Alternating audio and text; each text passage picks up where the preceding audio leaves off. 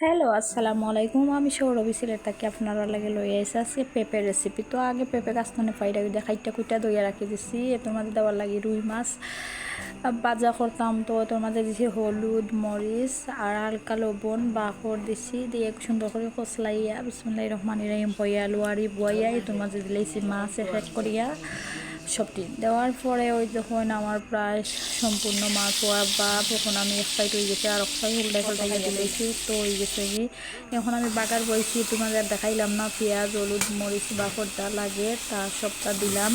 দেওয়ার পর যখন আমি পেঁপেটা ডালি দিচ্ছি, ডালিয়ে সুন্দর করে মজাইয়ে তোমাদের শিরাও দিয়েছি।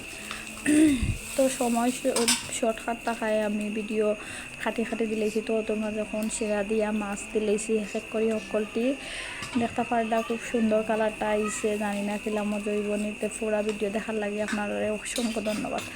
তো ওই দেখুন এখন হয়ে গেছে, আমি নামাই লাইছি। ফাইনাল লুক খুব সুন্দর হয়েছে, মাশাল্লাহ মজা হইতে পারে।